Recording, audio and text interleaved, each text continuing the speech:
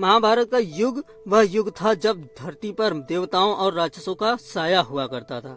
इसी महाकाव्य में एक छोटी सी लेकिन महत्वपूर्ण घटना है जो केतकी के फूल से जुड़ी हुई है। यह कथा है भक्ति, धैर्य और सत्य की, जो हमें जीवन के अनमोल सीख देती है। पांडव और कौरव के बीच महाभारत का महासंग्राम हो चुका था। युद्ध समाप्ति के पश्चात पांडव हस्तिनापुर के राजा बने। यह समय था जब युधिष्ठिर अपने भाइयों के साथ राज्य का पुनर्निर्माण कर रहे थे। उनकी शासन व्यवस्था न्यायपूर्ण थी और लोग सुखी थे। एक दिन युधिष्ठिर ने एक अद्वितीय यज्ञ का आयोजन करने का निर्णय लिया। यह यज्ञ राजा युधिष्ठिर की समृद्धि और प्रजा के कल्याण के लिए था। इस यज्ञ के लिए ऋषियों ने उन्हें बताया कि केतकी का फूल अत्यंत महत्वपूर्ण है। यह फूल देवताओं को अर्पित किया जाता है और इससे यज्ञ की पूर्णता होती है। केतकी का फूल अत्यंत दुर्लभ था और केवल वन के गहन हिस्से में मिलता था। युधिष्ठिर ने भीमसेन को इस कार्य के लिए चुना। भीमसेन अपनी विशाल शक्ति और साहस के लिए प्रसिद्ध थे। वह अपनी गदा लेकर वन की ओर चल पड़े। वन के अंदर भीमसेन ने कई चुनौतियों का सामना किया। दुष्ट राक्षसों और जंगल के जंगली जानवरों से लड़ते हुए वह आगे बढ़ते रहे। उनका धैर्य और साहस प्रशंसनीय था। अंततः भीमसेन एक जलाशय के पास पहुंचे जहां उन्हें एक केतकी का फूल दिखाई दिया। लेकिन जैसे ही भीमसेन ने फूल को तोड़ने के लिए हाथ बढ़ाया, एक भयानक राक्षस प्रकट हुआ। उसने भीमसेन को चेतावनी दी कि यह फूल उसकी संपत्ति है और किसी भी मानव को इसे छूने का अधिकार नहीं है। राक्षस का नाम केतकासुर था। वह अत्यंत शक्तिशाली था और उसकी लाल आंखें भीमसेन की शक्ति को चुनौती दे रही थी।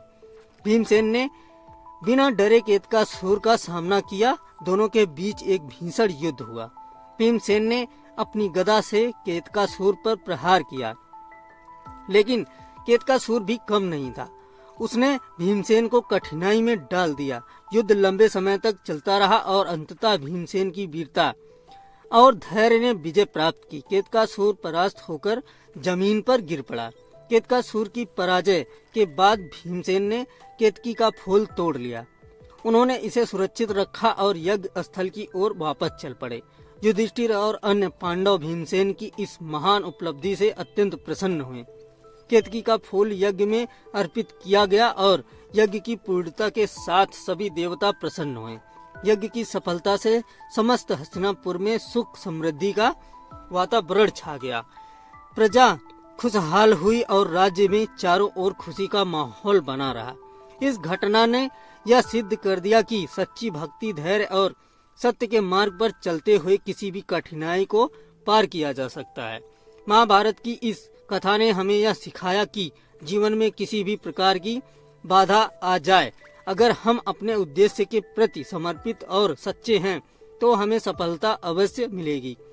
भीमसेन की वीरता और धैर्य, युधिष्ठिर की सत्य निष्ठा और केतकी के फूल की पवित्रता इस कथा को अद्वितीय बनाती है।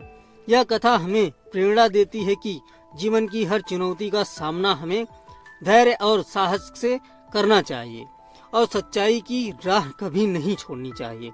इस प्रकार केतकी का फूल महाभारत की इस महान गाथा का एक महत्वपूर्ण हिस्सा बन गया, जो आज भी हमें प्रेरित करता है और हमारे जीवन को सार्थकता से भरता है।